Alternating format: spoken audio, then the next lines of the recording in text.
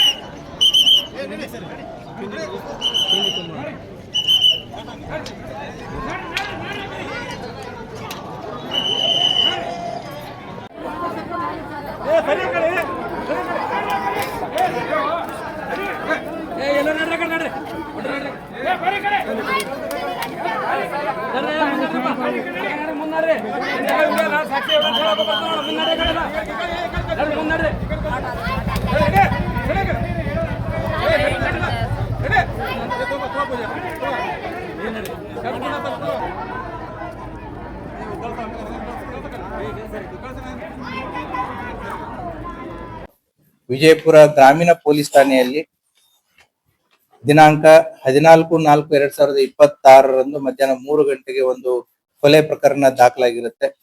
ಪ್ರಕರಣದ ಸಂಖ್ಯೆ 173/2026 ಅಡಿಯಲ್ಲಿ ಇಂಡಿಯನ್ ಆರ್ಮ್ಸ್ ಆಕ್ಟ್ ಮತ್ತೆ BNS ಆಕ್ಟ್ಸ್ ಅಡಿಯಲ್ಲಿ ಪ್ರಕರಣವನ್ನ ದಾಖಲು ಮಾಡಿಕೊಂಡು ಪತ್ತೆ ಕಾರ್ಯವನ್ನ ಕೈಗೊಂಡಿರ್ತಾರೆ.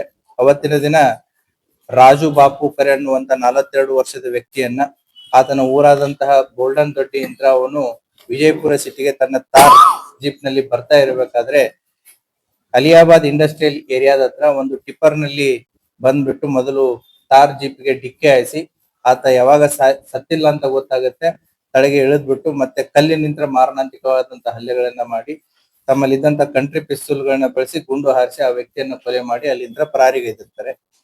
ಈ ಪ್ರಕರಣವನ್ನ ನಮ್ಮ ರಾಮನಗೌಡ ಹಟ್ಟಿ ಅವರು ಮತ್ತೆ 2 ತಂಡಗಳನ್ನ ರಚನೆ ಮಾಡಿರುತ್ತೆ. ಒಂದು ಈಶಿತಾ ಗುಪ್ತಾ ಅವರ ನೇತೃತ್ವದಲ್ಲಿ, ಇನ್ನೊಂದು TS ಸುಲ್ಫಿ ಅವರ ನೇತೃತ್ವದಲ್ಲಿ, ಮತ್ತೆ ಜಾನರ್ ಮತ್ತೆ ಅವರ PS ಗಳಾದಂತಹ ವಿನೋದ್ ದೊಡ್ಡಮನಿ ಮತ್ತೆ ಲಕ್ಷ್ಮೀ ದೇಗಿನಾಳ್ ಅವರ ನೇತೃತ್ವದಲ್ಲಿ 2 ತಂಡಗಳನ್ನ ರಚನೆ ಮಾಡಿ ಮಾಡಿದಂತ ತಂಡ ಯಾರು, ಏನು, ಎಂತ, ಯಾಕೆ ಅನ್ನುವಂತ ಒಂದು ಪ್ರಶ್ನೆಯನ್ನ ಹುಟ್ಟಿ ಹಾಕಿ ಅವರನ್ನ ಪತ್ತೆ ಮಾಡುವಂತ ಕಾರ್ಯವನ್ನ ಮಾಡಿದ್ದಾರೆ. ಅದರಲ್ಲಿ ಒಟ್ಟು 6 ಜನ ಆರೋಪಿತರನ್ನ ಬಂಧಿಸಿದ್ದಾರೆ. ಅದರಲ್ಲಿ ಕಾನ್ಸ್ಪಿರಸಿ ಮಾಡಿದಂತಹ ಅಬುಷಾ ಕೊಡ್ಲೇಕರ್ ಆರೋಪಿ ನಂಬರ್ 1. ಅದೇ ರೀತಿ ಟ್ರಕ್ ಡ್ರೈವರ್ ಆದಂತಹ ಅಭಾಷ್ಯ ಬಾಳು ಮಾನೆ, ವಾಗೀಶ್ ಪೋಲ್, ಜಾಲಿಂದರ್ ಮಲ್ಲಾರಿ, ಕಂಡುಬಾ ತಾಂಬೆ, ಮುರುಗು ಹಾಕೆ, ಇವರು ಎಲ್ಲರನ್ನು ಕೂಡ ಅಲ್ಲೇ ಪಾಂಗ್ರೂನ್ ದೊಡ್ಡಿ ಮತ್ತೆ ಮಾನೇನ್ ದಡ್ಡಿ ಎಲ್ಲ ಅಲಿಯಾಬಾದ್ ಸುತ್ತಮುತ್ತಿದ್ದವ್ರೆ. ಇವರೆಲ್ಲ ಸಂಬಂಧಿಕರನ್ನೇ. ಈ ಕೊಲೆಗೈದಂತಹ ಎಲ್ಲ 6 ಜನ ಆರೋಪಿತರನ್ನ ಬಂಧಿಸಿದ್ದಾರೆ. ಅವರ ಕಡೆಯಿಂದ ಬಂಧನ ಆಸ್ತಿ ವಿವಾದ ಹಿನ್ನೆಲೆಯಲ್ಲಿ ಆತನನ್ನ ಕಾನ್ಸ್ಪಿರಸಿ ಮಾಡಿ ಟ್ರಕ್ ಅನ್ನ ಜಸ್ಟ್ 2 ಡೇಸ್ ಮುಂಚೆ ಅದನ್ನ ಪರ್ಚೇಸ್ ಮಾಡಿ ಆತನ ಹೋಗು ಬರುವುಗಳನ್ನ ವಾಚ್ ಮಾಡಿ ಆತನನ್ನ ಬರುವಂತ ವಿಚಾರವನ್ನ ತಿಳಿದುಕೊಂಡು ಅವತ್ತು ಟ್ರಕ್ ನಲ್ಲಿ ಬಂದು ಆತನಿಗೆ ಆಕ್ಸಿಡೆಂಟ್ ಮಾಡಿ ಮತ್ತೆ 2 2 ವೀಲರ್ ಗಳನ್ನ ಬಳಕೆ ಮಾಡ್ಕೋತಾರೆ. ಅವನನ್ನ ಒಂದು ಫಾಲೋ ಮಾಡೋದಕ್ಕೆ ಮತ್ತೆ ಇನ್ನೊಂದು ಟ್ರಕ್ ಜೊತೆ ಇದ್ದಂತ ಆ 2 ವೆಹಿಕಲ್ಸ್ ಗಳಲ್ಲಿ ಒಟ್ಟು 4 ಜನ ಆರೋಪಿತರು ಬಂದು ಆತನನ್ನ ಕೊಲೆಗೈದು ಹೋಗಿರ್ತಾರೆ. ಕೊಲೆ ಮಾಡಿಬಿಟ್ಟು ಇವರು ತಿಕೋಟ, ಟಕ್ಕಳಿಕೆ ಮತ್ತೆ ಸೋಲಾಪುರದಲ್ಲಿ ವೆಹಿಕಲ್ಸ್ ಗಳನ್ನ ಇಟ್ಟು ತಪ್ಪಿಸ್ಕೊಂಡು ಹೋಗಿರ್ತಾರೆ. ಅವರಿಂತ್ರ ಈಗಾಗಲೇ ನಾವು 2 ಕಂಟ್ರಿ ಪಿಸ್ತೂಲ್ಸ್ ಗಳನ್ನ ಮತ್ತೆ 7 ಮೊಬೈಲು ಮತ್ತೆ ಕೃತ್ಯಕ್ಕೆ ಬಳಸಿದಂತ ಮೋಟರ್ ಸೈಕಲ್ಗಳು, ಟಿಪ್ಪರ್ ವಾಹನ, ಕಾರು ಇವುಗಳನ್ನೆಲ್ಲ ಸೀಸ್ ಮಾಡಿದೆ.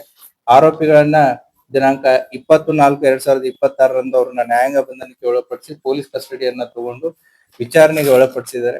ಸೊ ವಿಚಾರಣೆಯನ್ನ ಒಳಪಡಿಸಿ ಅವರಿಂದ ಬರಬೇಕಾದಂತಹ ಎಲ್ಲ ಮೆಟೀರಿಯಲ್ ಎವಿಡೆನ್ಸಸ್ ಏನಿತ್ತು ಅದನ್ನು ಕೂಡ ಕಲೆಕ್ಟ್ ಮಾಡಿದ್ದಾರೆ. ತನಿಖೆ ಇನ್ನೂ ಮುಂದುವರಿತಾ ಇದೆ. Thank you.